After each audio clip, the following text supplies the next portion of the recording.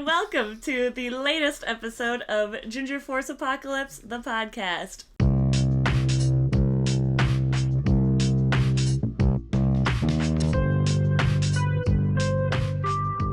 I'm Britt Rochelle. And I'm Muffin. And this week in gaming, not a whole lot going on. Lots of, updates and big days for gaming. But, we picked out a few key stories that we really got fired up about or have opinions on.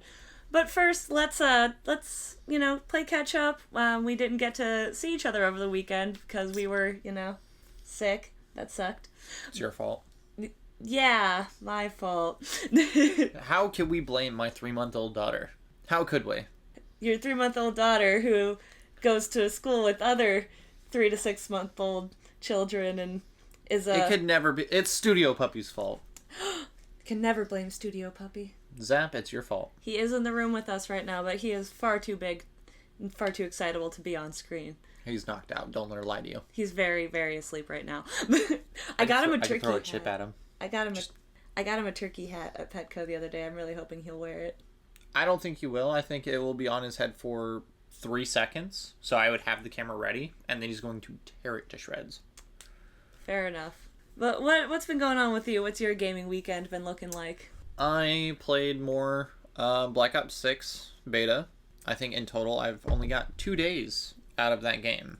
The beta ended on the 4th. So I was very late to the party. Mm-hmm. And like that? I finished downloading everything for when it releases in October. My whole Xbox Series S, the digital one. Yeah. The entire storage minus 2 games is Call of Duty. Might as well just call it your COD box. I did pull out a steering wheel controller that Nice. I had. It does not seem to work that well on console, but it is a lot of fun. I'm terrible at racing games with a steering controller, but I used to prefer it, but that was mainly the main steering controller I used to use was for Mario Kart, where you literally just stick the Wii remote in there. Yeah, and then you're just... But no, the one I've got is you plug in the shifter, you plug in pedals, and then you plug in a power cable, and the power cable will, jerk the steering wheel. So, you have the actual, that's... interaction of G-force and everything. So it's a lot of fun. That sounds fun. I don't have a sturdy table for it, so it's, shaking the whole table and, You need one of those, old Victorian dressers that are, 300 pounds. I was thinking of actually stealing my neighbor's scrap wood that they're throwing out in their front yard now and just kind of, Nice save. Stealing my neighbor's stuff that they're willingly giving away. They're just throwing out scrap wood, and they throw out a bunch of chairs. They're remodeling their kitchen. Oh, okay. So, and there's a bunch of chairs, there's a table, and I was like, wood? What? Chairs? I could do a lot. And then this morning when I got up, it was all gone. Minus one chair that's broken, and I was like, oh, shit! Snooze you lose, man. But, all that spare wood. Wouldn't you know? Yeah. What about you? I've actually been doing quite a bit of gaming. I started a new run, same group, different run of Borderlands with our same characters, so we're a lot higher level. Was it like a new game plus? What do you mean? Did you finish the game and you're just going back through, or you just restarted? Don't know what you mean by new game plus, admittedly. Might need you to explain that to me. But basically, we're starting a new campaign, but with the same high-level characters that we ended with in the last campaign. So that's technically New Game Plus. Okay, then I understand what you mean. New gaming terms with Brett. This has been a lesson on the more you know. The more you know. If you've ever played Elden Ring, or when you finish Another Crab's Treasure, there's an option to continue with all the same stuff. That's New Game Plus. Okay. You're just playing it at a higher difficulty with all of the knowledge that you have, all the gear, the inventory, and whatever that you finished the game with. But you're redoing the missions and all that? Yeah, you're starting over. Okay, then yes, it is New Game Plus. That's what we're doing with Borderlands. Oh my god. And it's awesome because we're going through, I think, a lot faster, but that's just because I know what I'm doing. And I'm trying not to let my teammates carry me so much because I know what I'm doing now. I can do things. Damn it. I remember the last time you said that in Helldivers. and we promptly carried you through every single mission that we played. And we were on there for a couple of hours, ladies and gentlemen. I was doing my part. I tried. No, because you're in the back room. I didn't do fucking shit! I didn't do fucking shit!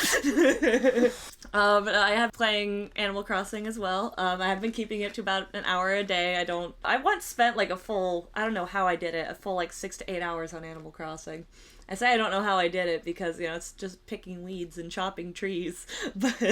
But I did pay off my last Nook loan, so now I have 2 rooms in my house in addition to my main room. Yeah, going places. I have 4 money trees lined up in my front yard, and I've got a bridge. I've got like an incline. So you're basically making yourself a property, like a whole mansion. It's more like a whole island. It is the whole island because I've got neighbors and stuff. I'd love to have y'all bring the Switch over and me and Ashley can show off each other's islands. I'll have to get it charged. She doesn't like to put it on the charger. God damn it! But no, it's getting cute. I have some ideas. I put like a little rest area in there. I've got orchards. I don't just plant trees randomly. I have orchards. She plants them randomly and just calls it an orchard. No, I fence them and everything. You can still fence them even if it's zigzagged. You'll see. I won't. I don't really care for this game. I know you don't like it. Animal Crossing is like the Sony to my Xbox. It's garbage in every way, but people still like it somehow. It's cute. It's garbage in every way, and yet people still like it. I did try to play another point-and-click story game. Another off-the-wall weird one. What was it? The Murder of Sonic the Hedgehog. It's one of those meme ones, so I think that's why I downloaded it. I didn't get very far in it. I got pretty bored pretty quickly. I wonder why. But so far the story is basically it's Rose's birthday, and so she grabs all of her friends on this train for a murder mystery party, and that's where I'm at. I'm literally part of the plot is talking to all the passengers, and I have to collect all of their tickets individually. And I'm like, I don't want to do this right now. I'd literally rather be studying for my anatomy quiz, so I did that instead. Polar Express ticket, please. Pretty much. And the last couple days I've been playing some more Snow Day with some buddies, so that's been fun. And I was finally able to test my hypothesis. We are on the hardest difficulty. We got a full 4-player group, and there is a little bit more challenge, but we beat the game in like 2 days, a grand total of like 5 hours. Wow. It's a pretty easy game to get through. A lot of the fun and appeal of South Park Snow Day is in the fact that you're playing as a South Park character. You get to wander around South Park in a 3D environment. And some of the powers are cool, and there's cool like achievements you can get. Like, I didn't know you could even do this, but apparently if you die during a boss fight and you toot on the boss while you're dead, you can get a hat. Was it just you're spamming buttons because you're angry that you died? No, I didn't. No, actually, I didn't fall all that much last night. I was actually I'm pretty good at that game, actually. I'm pretty solid there. But no, we were reading through achievements trying to figure out, because you can switch up different like mods that you have, because you get like 2 special abilities plus your melee weapon and a range weapon. And what was it? Sorry, I'm like blanking.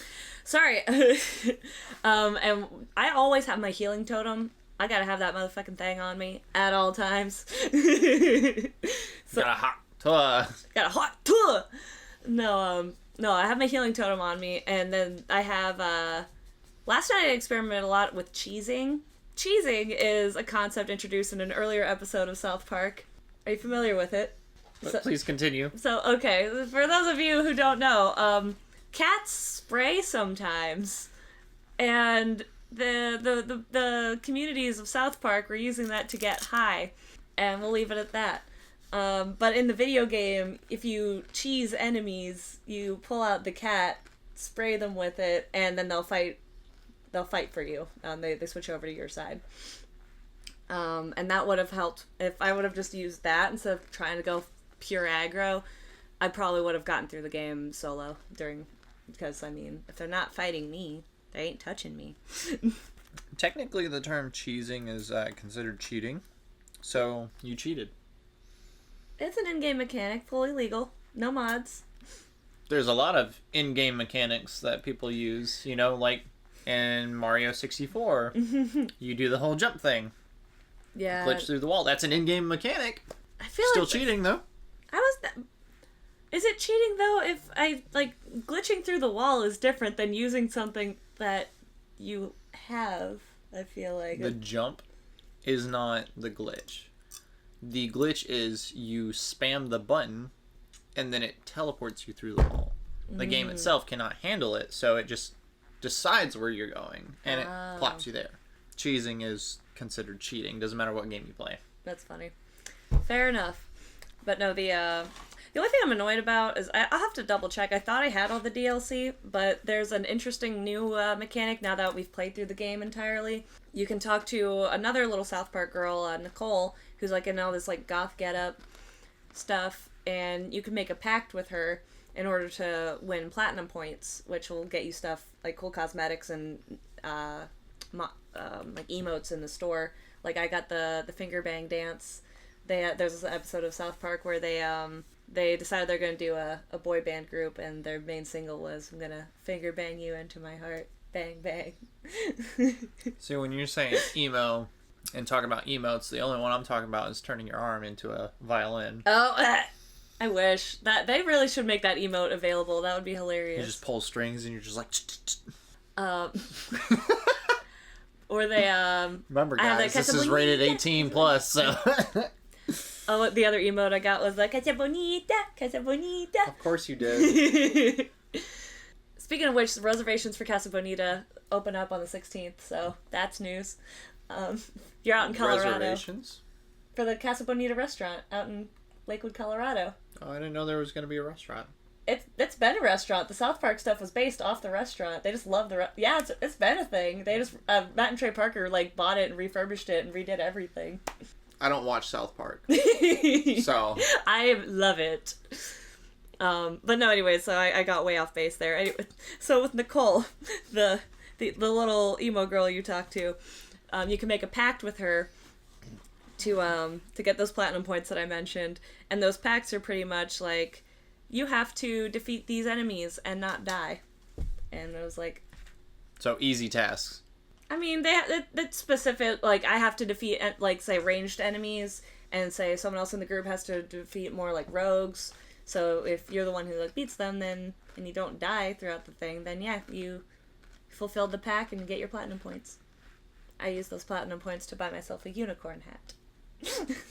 So the two things that you just described sound like the easiest tasks known to man. They're just little mini challenges. It's just it's an easy way to earn platinum currency points. Yeah. No, but the annoying part was I actually unlocked some emo stuff. Like the like goth sites, I think is what they're called. Which I thought they were just gonna automatically be modded to my hand daggers, but they weren't, so I think I'm just missing some DLC, because I looked it up later, and I'm like, why don't I have these? Maybe skill issue. Skill issue. Yeah, so that's that on that. Let's... What do you laugh That's that on that. I just remember seeing a video of Peter Griffin. That's that on that. Yes. He's got a nail gun. Nail gun! Totally different reference. Let's get into the news.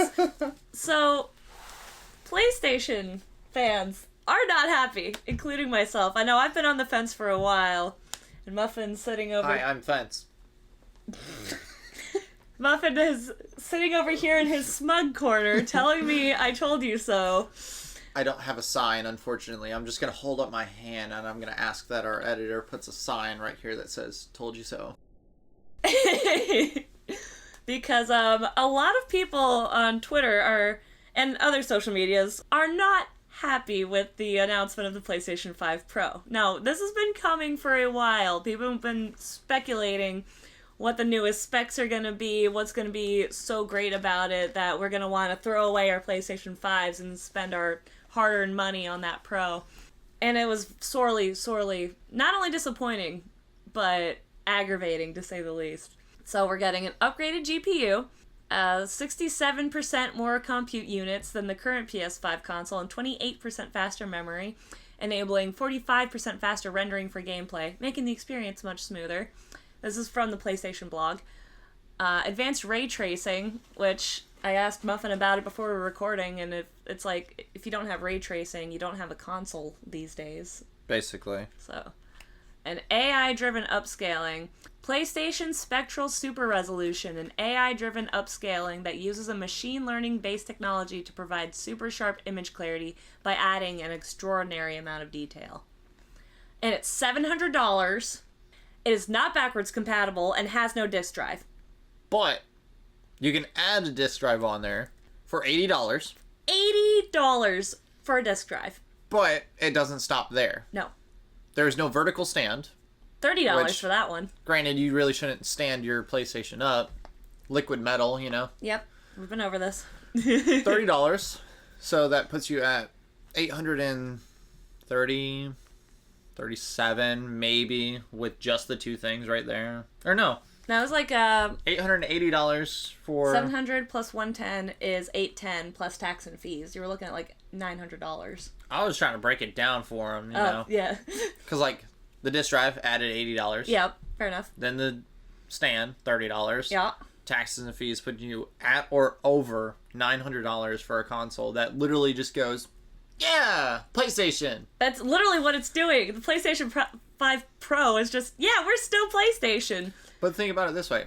All this stuff sounds great, right? Yeah. It's upgraded GPU, advanced ray tracing, Yeah. upscaling. Let's say the average Joe that has a PlayStation 5 doesn't have a 4K ultra high definition TV. Yeah. Doesn't support ray tracing, upscaling, anything. Yeah. Mm-hmm. The highest resolution it will put out is 4K. You're not going to get what you're paying for out of this console. No. You need like that $350,000 Samsung TV that lifts out of the ground, turns sideways, and it's literally... It serves you a drink. Like each one of the panels that fold out are 18 inches wide. Christ, alright. And I think it said 46 inches tall. Yeah, who is this even catering to? Rich people, of course. Duh. But, no, all I'm saying, if you're gonna... The only reason I would pay $700 for this console, which I'm not doing it. I'm good with my PlayStation. I've got my Xbox. I'm good. But, the only reason I would pay $700 for this console is if it had a damn disk drive, and that disk drive could play all the way back to my PS1 games. That's all we wanted, is some backwards compatibility. If you can do all this other advanced shit, you can make it play your old-ass games. Do you have a PlayStation 4? Somewhere around here, yes, I do, actually. I can mod it for you so you can play everything all the way back to PlayStation 1. That way you don't have to worry about spending $700, $800 for a PlayStation 5 Pro that does nothing for you. And obviously, we're not the only ones talking about this. Some other reactions are awesome. Yeah, I actually agree with this Reddit user, Terrace86, saying, honestly, I kind of hope this flames out and puts an end to mid-gen refreshes. Just give me a solid PS6 with a disc drive in 2028 or so, and I'll be happy. And I agree with that. We just bought the new console. Give us more games. Like, I think there's, like, what? 4 games that have come out for this console, and it's been 2 years, 3 years. 3 years, yeah. The Quidditch, I downloaded the new Quidditch game. I haven't gotten a chance to play it yet because I was playing the other stuff. But I played more Spyro too. But I forgot to mention that. Obviously, got to Dragon Shores. Surprisingly enough, she forgot to mention Spyro. I know, it never happens. But no, that's just to say that that Quidditch game is like the only new one that came. It was a day one release because Xbox has they bragged a lot of day one releases for their Game Pass subscribers, but PlayStation we Plus, actually get them. PlayStation Plus gets a lot of old ass games, old ass or like new ass games that no one wanted to play. That's like actually I felt really bad. A friend of mine was trying to be like really sweet and got me a game that's like, here, Tales of Iron. It's a little game starring a rat and it's a side scroller and you'll really like it. And it was like $30, and then the next month it was on Game Pass. Well, not Game Pass, it was on PlayStation Plus, but still, that we'd already paid for, so There's no... I mean, we have a physical copy now. That's good, but... To be fair, I did the same thing before Destiny 2 was free. Yeah. I spent the $60 on it. The next day, it was on Game Pass. The very next day. Woo! We had this conversation last week. I just spent $80 on Baldur's Gate 3, and I could have got it cheaper on the G2A. Yeah. But yeah, no, mid-gen consoles, I don't like them. If you're gonna make, I feel like if you make your main release console, make some accessories, or I like the lighter versions, like say the PS5 Slim or like the Xbox Series S. Smaller ones make sense if you're not a pro gamer, if you're buying it for your kids, if you want to travel with it, that kind of stuff. But we don't want to buy a $500 console every other year. No. That's ridiculous. You don't need to. I mean, if you're one of those people that feel the absolute need to upgrade, even if it's like a 12% difference, by all means, go for it. But you're the reason why these companies are doing this. Yep. Let's see. Criticism on Twitter was equally unsparing as PlayStation fans from around the world voiced their outrage. Man, this is wild to catch the absolute biting reaction Sony gamers are having today to the PS5 Pro showcase. CPT Banans marveled. I'm glad the average reaction I'm seeing to the PS5 Pro is that it's pointless and overpriced, Zelentha said. I guess consumers aren't always brainless. No, we are not, and that is a big mistake Sony is making. Well, I wouldn't say aren't brainless. People are still going to buy it. Because, people are going to buy it for content, or they're going to buy it to review it, or buy it just to say they have it, or some people just are collectors and want all the consoles. Or they'll buy it and just go, hey, here it is, $9,000, and it could be yours. Scalpers, yeah. There's a lot of reasons, good and bad, to buy this console, but as a faithful, well, let's say quasi-faithful these days, Sony PlayStation gamer, I am skipping the hell out of this one. I am not buying it. You will not see a PlayStation 5 Pro in my house. Sign. Told you so. In other Sony news, this one was a fun one we saw. Sony... This is the stuff, the off the wall shit I want to see from big budget companies. If you're gonna have money to do weird shit, do weird shit. Just make it for porn. Yeah. Just embrace it. Sony may be working on VR trousers with haptic feedback. Now, for the people at home, I feel like would do a better job than I would at explaining what haptic feedback is. Anything in game that happens, you will feel. When your controller buzzes when you crash into the wall in a racing game. Yeah, or in any shooter game, if you have a haptic vest on, if you get shot in the chest, you will feel it. That's pretty cool, actually. I like that idea, especially for VR. VR trousers! I could just see it now. Honey, how are you liking your game? And he's just in there busting a nut left and right. Because the VR game is just stroking it real good. So Sony is developing wearable haptic feedback devices like sleeves and trousers for VR gaming immersion. The patent details a system using non-Newtonian fluid to simulate sensations and change shape. Sony's focus on VR gaming developments include innovative controller designs and accessibility features. But we can't have a wide release of the Deadpool butt controllers from Microsoft. Come on! So I didn't even see the part where it said such as sleeves and trousers. Oh, you didn't see that? Well, there's a whole image down here of their, they were going to make gloves. It's their patent stuff. It looks like cool stuff. Brittany, I'm going to point this out to you so you can understand why I'm Go for it. Point it out. The sleeves. How small are the sleeves going to be? Oh. You won't even need the trousers. Oh, yeah. Look, if Sony wants to break into that market, they could actually recoup a lot of their losses from the PS5 Pro. Well, just imagine the sensations that you would feel. Hell, I'm sure you've got some things that you could slide a sleeve on. And, I mean, I will neither confirm nor deny, but, I've got some pages people can subscribe to. I'm so done with Sony. I know. You never even started with Sony and you're done with them. God. I've had a PSP. I've had a PlayStation 2. That's PlayStation right, 1. I have these items, but I don't... The fall of Sony was after the PlayStation 3. This is true. Well, the PlayStation 3 wasn't really well received when it first came out either. Wrong. Really? When it first came out, the PlayStation 3 was actually used in military. Oh. So they bought... I saw this on TikTok. Yeah, go for it. Okay, check. 1,760 PlayStation 3s. Mm-hmm. They wired together to make a supercomputer. Okay. Because at the time that happened, PS3s were the top notch in that generation. So people were putting Linux on them and running them as computers. Oh, people wow. were like strapping them together, doing like intense graphical things. Like you've seen the movie Chappie, right? I love Chappie. So where he has them all wired together and he's using it as like a brain scan. Yeah. That's basically the same thing that they did with the PlayStation 3s.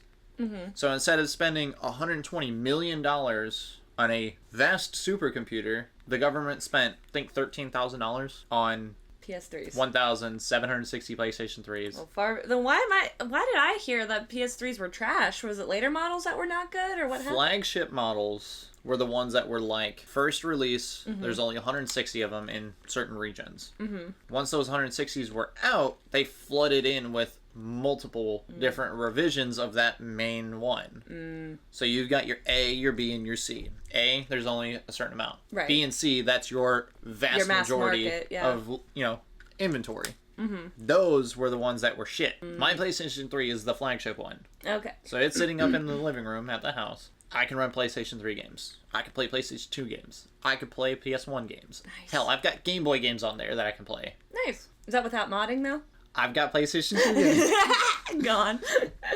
Fact of the matter is, there's so much that I can do with that PlayStation 3 that I can't even do with my Xbox One. Right. I can do all the same stuff on a PC, but my PC is about $4,000. Yeah.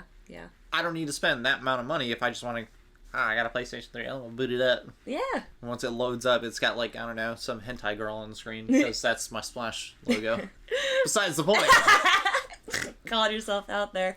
Hey, man. So is it the fall of Sony that made you switch over to Xbox then? Yes. That makes sense. I never had the heart to switch over. I stopped playing video games for a while after high school. Wearable Sony devices. The sleeve. The sleeve.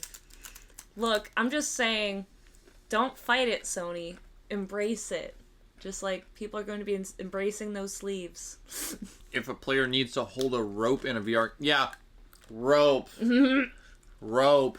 The wearable device could simulate the texture of the rope in their hand, adding an impressive level of realism to gaming. Oh my god, it just gets worse and worse the more you read. Oh, similarly, a leg sleeve or haptic trousers could mimic the pressure of wading through water or even replicate the sensation of tall grass brushing against the player's legs as their character explores the outdoor environment. Whether this wearable device or any other Sony video game patents will be brought to fruition and made available to audiences remains to be seen, but it does give further insights into Sony's focus on VR gaming developments. I think that's cool.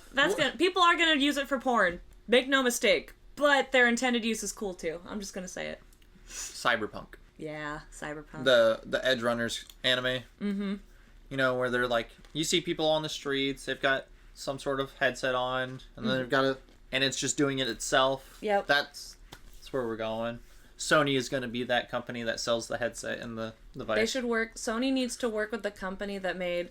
There's an adult toy on the market called. I'll wait till you finish your drink. Called the Auto Blow, and that's pretty much what it does. Is it's like this big. You put your thing in, and then it does the thing itself. Yeah. How much is this said product? $250. I think you guys know what to do. You know what to do, Sony. I have a wish list. Look, if Sony's gonna do this, like I said, guarantee it's gonna be an asinine price. Yeah. For $250, get yourself something like that. You don't need this. But if Sony made one with like their haptic feedback shit, imagine. You won't need haptic feedback if you're busting loads left and right with a $250 toy. True that. These things are hard sells, but. So last week we talked about Concord, this game that was removed from PlayStation. Horrifically bombed. It was like 2 days, wasn't it? It didn't even last a week. Yeah, it was not a week. And now it's being removed from PlayStation accounts, because that'll fix the problem, right? Sony, you're really on a roll with these decisions. Like, following the shutdown of Concord servers, this game is seemingly being removed from people's PlayStation libraries. Although players were warned that the game would no longer be sold days before it was delisted, Sony never announced that it would be removing the title from people's consoles entirely. Even delisted games like PT remain playable after being delisted for those who kept the game on their console. What the hell is PT? It's one of those, I actually just was watching a video on it yesterday. It's a horror game that a lot of people were playing on, like YouTube, like when the PewDiePie era and Markiplier and all that. Here we go. First-person interactive horror game developed by Kojima Productions. Da-da-da-da-da. Yeah, it's a horror game. A lot of people were playing.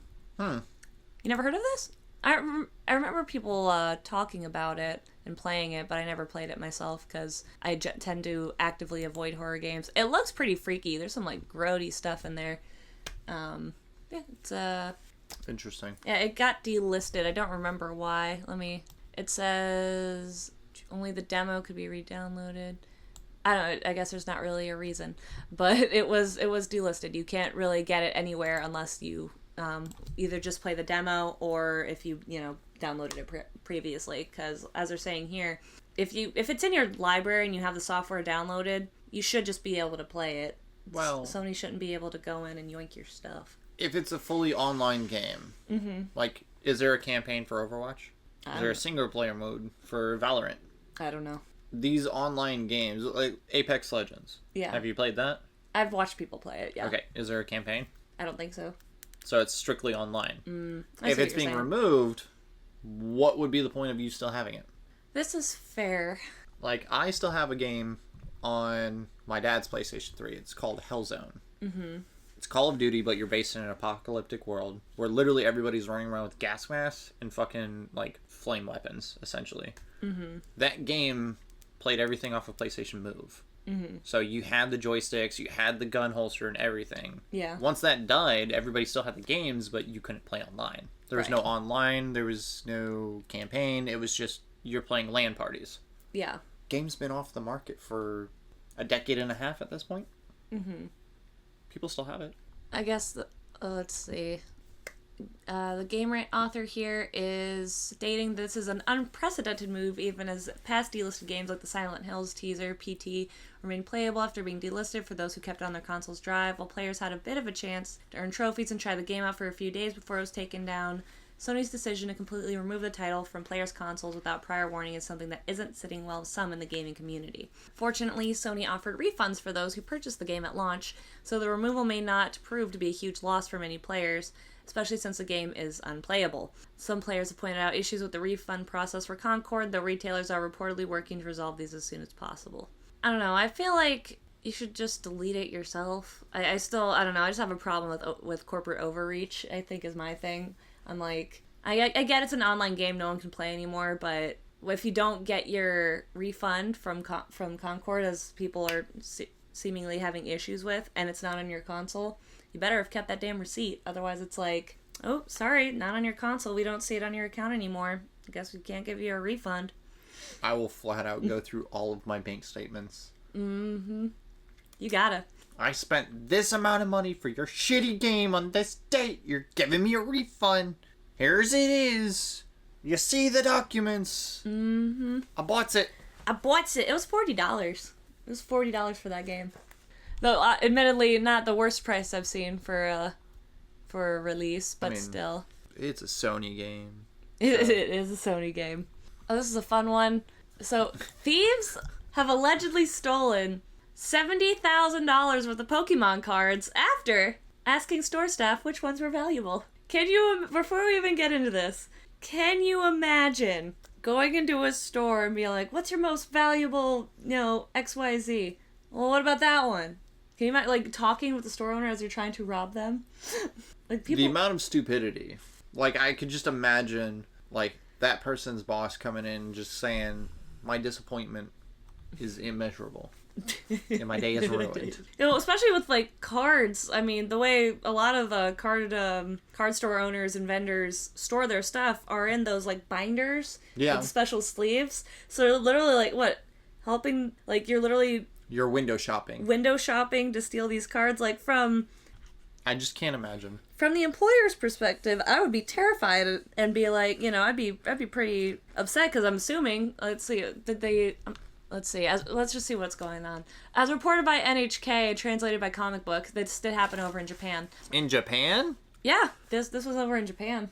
Japan's supposed to be like the nicest area in the fucking planet. Depends.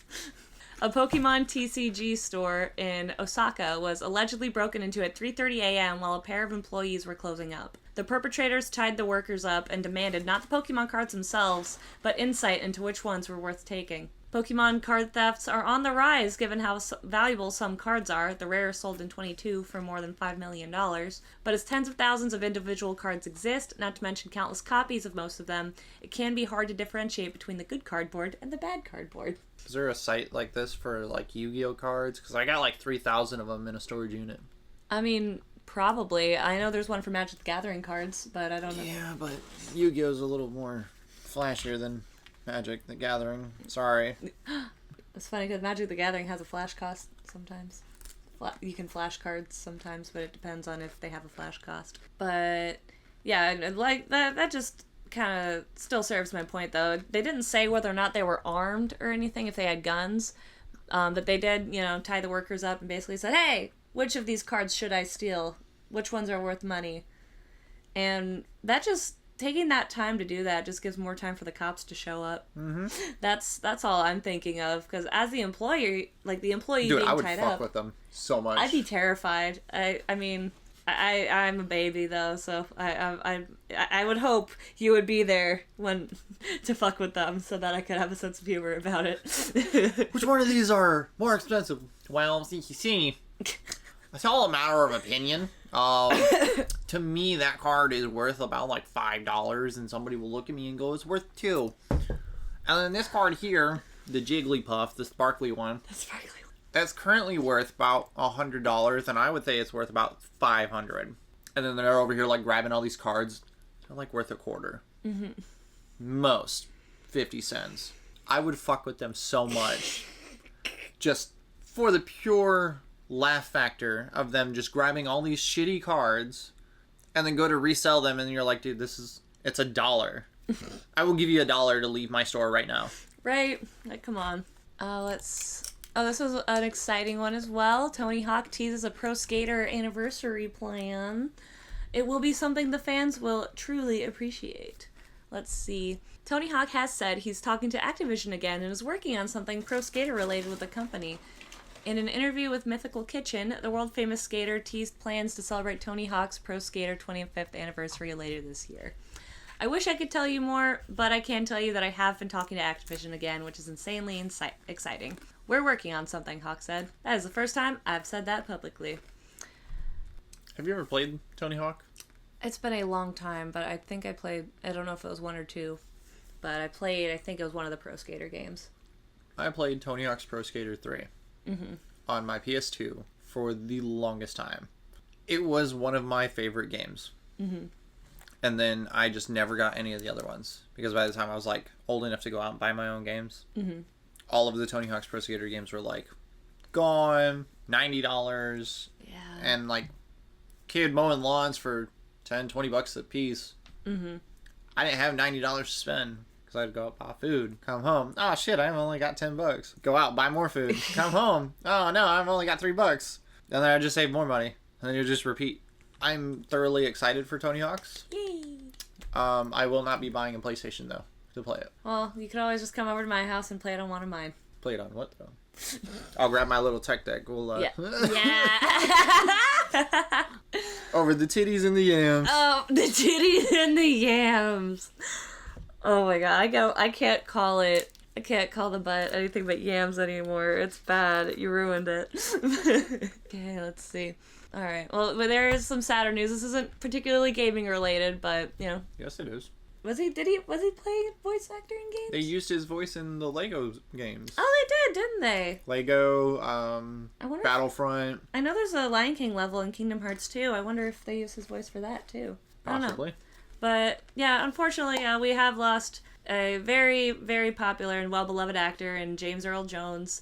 Most popular for being in Star Wars as the voice of Darth Vader, as well as Mufasa in The Lion King. And you pronounce this better than I do, the king from Coming to America. What is it? Jafar, yep. Jafar the Third in 2021's Eddie Murphy, Coming to America. Yep. It was a great film. I loved it. So funny. Did you see the original one back in... Because that was a sequel. Okay. But, yep, it's not known how he died. It was known that, he was 93 and had heart issues, so that's likely what happened. Hopefully it wasn't... Hopefully we won't be seeing any James Earl Jones conspiracies coming out, and that it's just, yep. He died. Pre-existing condition. Stuff happens. People get old. People get problems. And I'm sure many Star Wars fans will be raising their lightsabers in tribute. Oh, no! No! It's raising lightsabers. Yeah, I've got a long one here. Okay. God. All right. I brought this up. Yes. Because you were scrolling through. We mentioned this on one of the episodes a while back. The Crew 2. This was one of the ones that I believe it was either EA or Respawn. One of the gaming companies was taking this game out of people's libraries on Xbox, PC, and PlayStation because it was strictly online. It's like playing Forza Horizon. You load into online and you just drive around the world, basically. Mm-hmm. The Crew 2 and the Crew Motorfest were basically the same, hand in hand, really. Mm-hmm. And for a couple of years, I don't remember exactly when it went offline and when it was taken off of people's stuff, but they're bringing it back. And I'm pretty excited for this because I love the Crew 2. I still have it downloaded, actually. It's a pretty fun racing game, and it's coming back with offline modes for both the Crew 2 and the Crew Motorfest, shut down in March of this year. Yeah. Yeah, that was a while ago. Jesus. I know, right? We're in September now. Exactly. We're here. Just imagine. Next week it'll be December. Next week it'll be Christmas. Ellie will be in her little boots. Oh, I gotta get her little elf hat or something. It'll be so cute. I'm sure Ashley's got a lot of stuff planned for her, so... Alright, and this one is pretty exciting. There's a new Xbox bundle coming out that includes a delisted Sonic game. Sonic Generations, Nah. We're all a fan about delisted games, but I don't know about Sonic Generations. I don't know, I never played this one, but it includes classic Sonic games like Sonic Adventure and Sonic the Hedgehog 4 for $60. Let's see what else is in there. It says, following the closure of the Xbox 360 Marketplace in July, the digital version of Sonic Generations was delisted on the Xbox One and Xbox Series XS stores, leading to much disappointment from the Sonic fanbase. Which I just want to have an aside and say the Sonic fans are nuts. I love them. Seeing that a remastered version of Sonic Generations is about to release as part of Sonic X Shadow Generations in October, this move was confirmed by Sega to drum up more interest in its new title from those who missed out on the original Sonic Generations. I did see something on the marketplace for something about Sonic, and it had Shadow on there. Oh yeah, I saw that too. And I was like, man, that looks pretty cool. I never actually clicked it, because I was more concerned about getting Call of Duty downloaded. Fair enough. Lillipop. Oh, sorry. While you were talking about that, I was going to look up something else that I just remembered, because I brought it up before this pod, but I didn't Sorry, keep talking about your thing. I just wanted to bring this up for the... I mean, that was basically it. Okay. Sonic looks fun. You should got it. But no, I was just confused. Lollipop Chainsaw is still coming out at the end of this month, the Repop edition, obviously, September 25th. There is an introductory offer available on Steam right now for $40.49. I don't know. I brought this up because someone was streaming it on TikTok Live last night, but it hasn't been released yet. So I wonder if you just got like an advanced copy or something.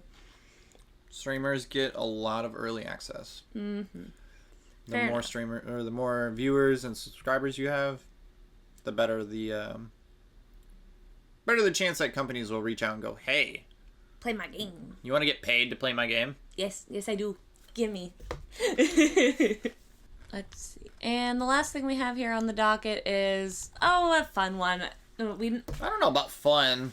I think it's fun. This was a kid killed his brother over this. Like, straight up murdered his brother that was 2 years younger. That's Flappy Bird, ladies and gentlemen. Flappy Bird, the game that killed a child. Killed many people. Not the way I wanted to start this story off, admittedly.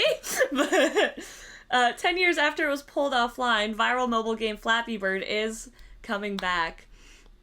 Yeah, I remember it was back in 2014. I was still in high school because everyone was playing Flappy Bird. I was too. Yeah, we all were. And I remember when this was taken down because, yeah, let's see, Vietnam-based developer Dong Nguyen literally tweeted, "I can call Flappy Bird a success of mine, but it also ruins my simple life, so now I hate it." And then he took it from the store. Like, that's very, who's that lady? Return of the King. Yes, that's what I would feel. I would be like, this does not spark joy. Oh, that lady. that lady. That's where I was trying to think of her name, but it escaped me. Like, this does not spark joy. Get rid of it. This sparks joy. Bring it back after 10 years. And hopefully, don't supervise your children if they can't handle playing a freaking mobile game that they're going to get violent and hurt their siblings. Don't let them play it. And also maybe get them into some therapy. Yeah. Like, that's not Flappy Bird's fault. I'm just going to say it. No, it wasn't Flappy Bird's fault, but the fact that there were so many people that were sending death threats to Mr. Dong, and, like, if you take it off the market, I will kill myself, like, type of comments on his Twitter. Yeah, that's ridiculous. Because he posted, with everything that is happening, if I remember correctly, it was like, with everything that is happening, I'm going to be removing the game from the store. Thank you all for played it, but there's just too much going on. Yeah. And it was like 5 days afterwards. Story after story after story. 7-year-old kid kills his 5-year-old brother because he beat his high score in Flappy Bird. Students are committing suicide because the creator decided he's going to delist the game. Parents are deleting the game. Children are going wild, beating their parents. Like, it was bad. It's such a silly little game is the funny thing, but it's addictive. Kids are impressionable, and it's a very simple game, and like you said, the thing with it is why kids would be reacting and stuff like that is not exclusive to Flappy Bird. It's actually why a lot of psychiatrists and pediatricians do not recommend a lot of screen time for young children, because there's so much that the tablet or like iPad, whatever you're going to give them, device, that there's so much stimulation that they don't get on a regular basis in the outside world, and everything's like immediate and fast. And so when you can click a button and be like, oh, the image pops up, now I have it, and then you go to mom and say, can I have some Cheetos? Okay, just wait a minute, honey, they're gonna throw a tantrum because they don't understand, they don't have that disconnect yet. Nope. But if you are gonna give your kids screen time, moderation and heavily monitored. I'm just gonna say it. Just monitor your freaking kids. And also, just, I don't know, maybe take them outside, play with them a little bit, touch grass. We haven't said that in a while, but GFAP endorses touching grass. I don't, but she does. I do. I highly endorse touching grass. True gamer. E-girl. But yeah, I think that's all we had for this week in the news on Ginger Force Apocalypse, the podcast. Let us know what you think. Are you going to be buying a PS5 Pro? Are you going to be re-downloading Flappy Bird? What do you think of some of our hot takes or not so hot takes? Let us know on our socials. This is our link tree right here. And we're on Instagram, Twitter, we're on all of them. Or if you want to just pop by and give me a little greeting, my link is right here, britrochelle.card.co. I've got all my links there. I'm on all the socials, and I do answer all my own messages. And I'm on linktree/muffinsincere. I've got basically all the socials that she had mentioned. Pop in, say hello. And that'll do us for this episode of Ginger Force Apocalypse, the podcast. Keep fapping, folks.